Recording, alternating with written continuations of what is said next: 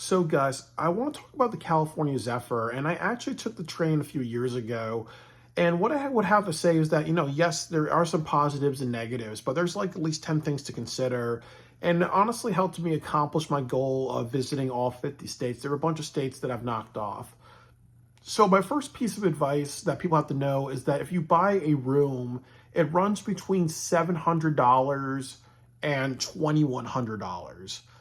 I would always recommend that there's two types of rooms, that there's like a small roomette where, there's beds, there's no shower or anything like that. You would have to go to an area to shower. And then there's one with like a bathroom where you can shower and do everything like that.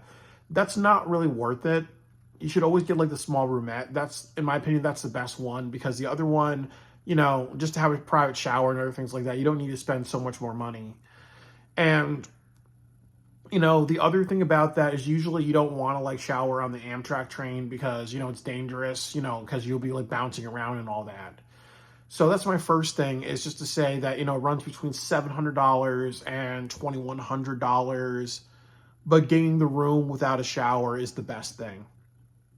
The next thing that I want to say is that you have to be very careful of the food on the Amtrak. It's very, very pricey. So what happens is that if you get a room, your meal is automatically comped. However, they do a bunch of tip shaming. Like, you have to like bring like $5 bills to every one of your meal. And that's that. But if you don't have that and you want to have a dining option on the food, their rule is that it's $25 for breakfast, $25 for lunch, and $50 for dinner.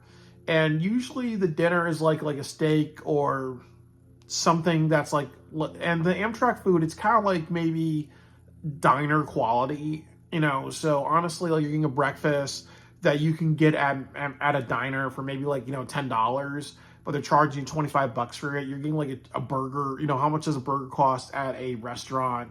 That's like $10 really. And then also you're getting a meal, like a dinner that, like I think it's like sometimes it's like steak or a chicken or it's like a fish thing, but you are, paying $50 for that if you don't have a reservation. And that's completely, ripping somebody's off really. So, it's one of those things too where you maybe want to eat a big meal before you go, or bring food on board or other things like that, because you don't want to be like taken advantage of. Like $100 a day for food, that's like microwave and other things like that, is not that good. The other piece of advice I would say is that this is not really a good family trip, because again, if you have like kids, they need to eat and you need to eat, and you have like maybe 3 or 4 kids, that could be like, $100 a person a day really. So that could be like 400, $800, $1,200. So that's one of the big issues. The other big issue is that in the roomettes and other things like that, if you have a small child, it's hard for them to sit still, because obviously, if you have a kid that just wants to get up and travel a lot through the train, they're not really going to see much. They're going to get bored very, very quickly. So it's not really an ideal, family trip. And then the other thing that I would say is sometimes, there are kids that have behavioral issues. Like I remember, like, I was in a cart that I was hearing another mother scream at her kid, and she was saying that her kid's autistic, and she's saying that she actually had to put her body on top of her kid's body because she was having an issue of behavioral issues. So honestly, it's not really a good trip for children.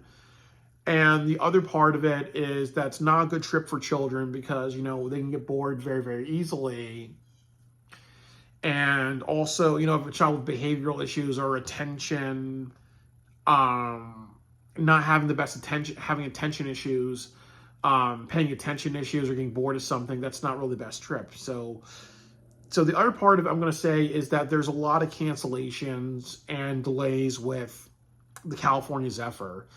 That I was very lucky. I think it was like a 3-hour delay, but also what happened to us was that there was like a report of an avalanche, and they said that if it happened, we would have to go back from Winter Park all the way to Colorado, and that would be that really, So there's a lot of times where, especially during winter time, if you want to go during March or April, it's still like snowy. There's always a probability of a snowstorm. There's a probability of delays. There's also probabilities of things like somebody had to get off and go on an ambulance and other things like that. So it is an environment where you have to expect delay. Like, honestly, if you want to do anything on any of your stops, you'd have to say something like, okay, don't do it, like, do it like at least 24 hours after the schedule. So if I'm going to be in San Francisco and the California Zephyr is going to arrive on Friday night, don't make plans for Saturday, make plans for Sunday, because you don't know how late it's going to be, really. The other thing that I would say about the California Zephyr as like a fifth thing is that it's also not a safe ride. It's also going to be a very dangerous ride, because like I've said, like, if you're older and you have to shower or pee in the middle of the night, you're on a train that just is rickety, it's violent. A few years ago, there was I forgot what it's called, but like a train wreck or a derailment that happens.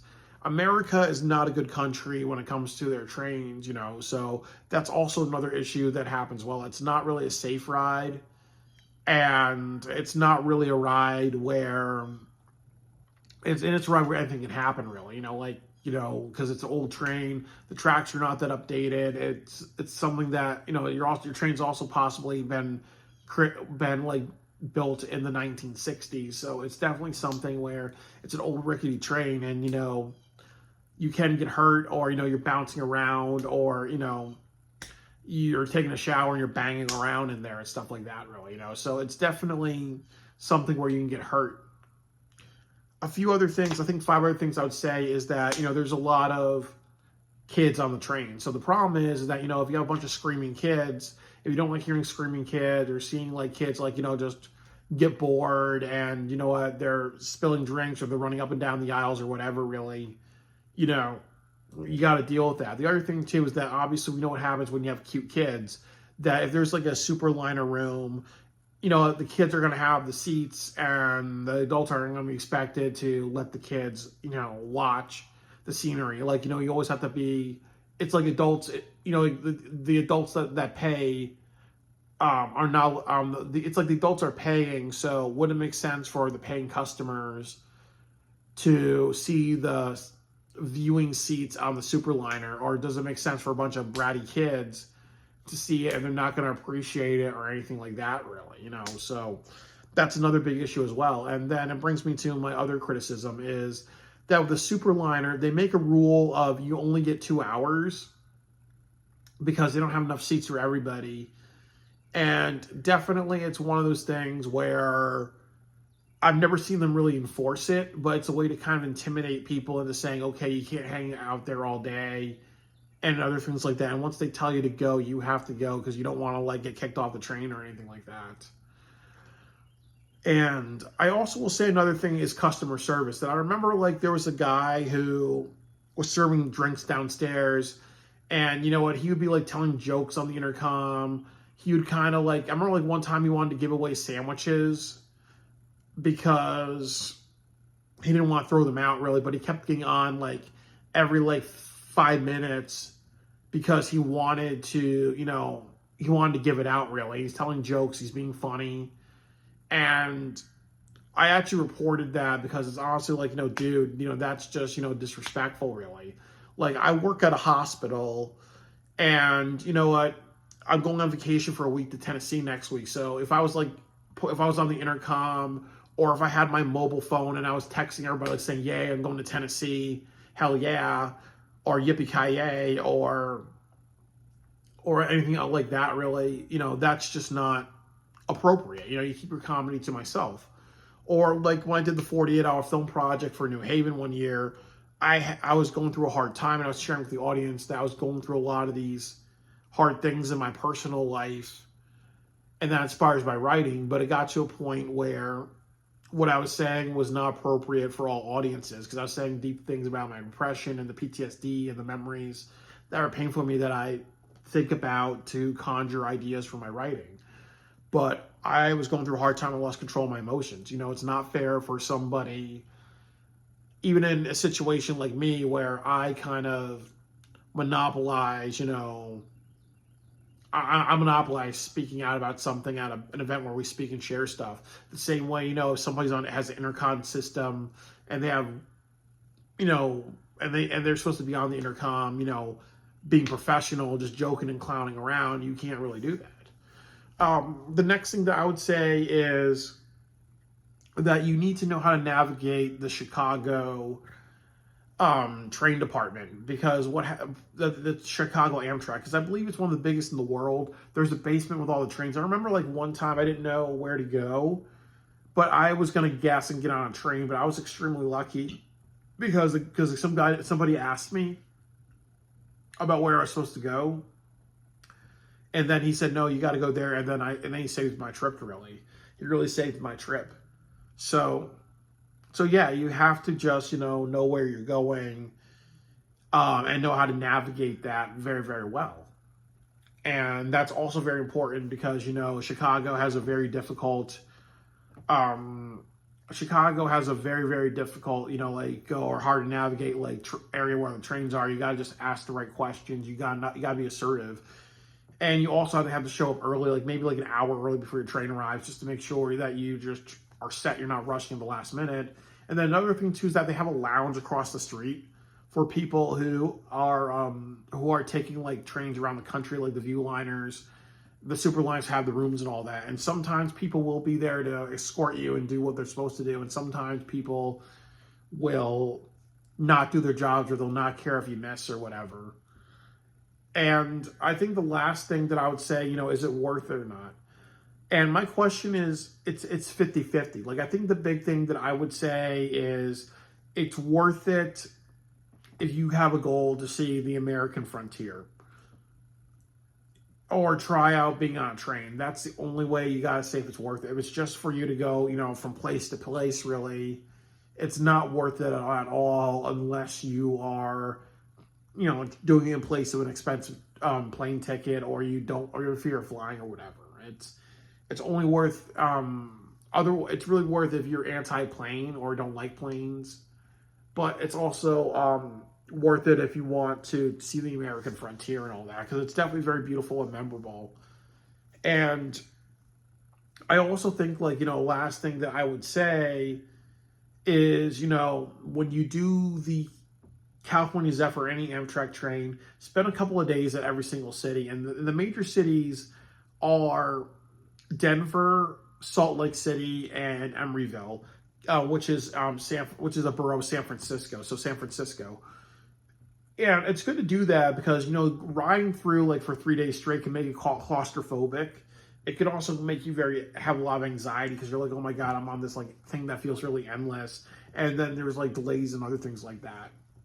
So, in order to break that, you really, really have to do something you have to really, really do something such as, just spend a couple of days in each city, really. That's the best way to do it. Spend a few days in Denver, Colorado, spend a few days in Salt Lake City, Utah, and then spend a few days in Emeryville, and then it's going to feel okay, you're not going to feel, it's not going to feel as bad, really, or as stressful. And the other part of it that I would say is, it is definitely, as I said, expect delays, expect anything to happen, and, it is what it is, really. I think that, in my opinion, the California Zephyr or any Amtrak train is only worth going long distance or doing the whole thing if you have a goal to seek adventure, to see the American landscape. And you also have to understand that, the American rail system is not that great and needs a major upgrade. And ultimately, they got to make their money somehow. So it's definitely one of those things too that, you have to get used to, paying a lot for food, or you really have to get used to, eating a lot before, or stopping off in other cities and getting a bunch of food or some groceries and having that, and also get used to not showering for a couple of days because you don't want to get hurt on the train or things like that. And there's not a lot of pit stops. And there are some things where if they stop for 1 or 2 hours, you don't know what's going to happen, really. They could just wrap it up early or other things like that. And the last thing that I'll say is, you don't know, you're supposed to get a car attendant, somebody who's supposed to take care of you if you have a roomette. But I remember taking the Crescent one year, and the guy was an asshole. He ruined my birthday because one thing he did was that he wouldn't give me an alcoholic beverage, a complimentary alcoholic beverage. And he was kind of making a big argument with me because he said that I already got one, or I was drinking all day, really. So I regret not reporting that. And also another time, like I told him to wake me up in Atlanta, Georgia, so because we're there for like an hour or two, because I want to get like a cake for my birthday, and he just didn't do it. So he was an asshole for doing that. And again, that's another thing that I'll say. If you have a room attendant and they do a very bad job, or they're asking for, tips, or they're being rude or disrespectful, you need to report that, and you need to kind of like complain to customer service, hold these people accountable, because, you have to do that, or else you're going to get taken advantage of. Like, again, with the tip shaming, like somebody saying, "Oh, well, I was going up and down the stairs, getting you extra bacon or whatever." Like, I don't want to hear that. If you get a tip, you get a tip, really. But I really think that they're not. They're all like attendants, really. They're not waiters or waitresses. They do people's jobs. They do like every job on a train, really. So that's kind of the thing.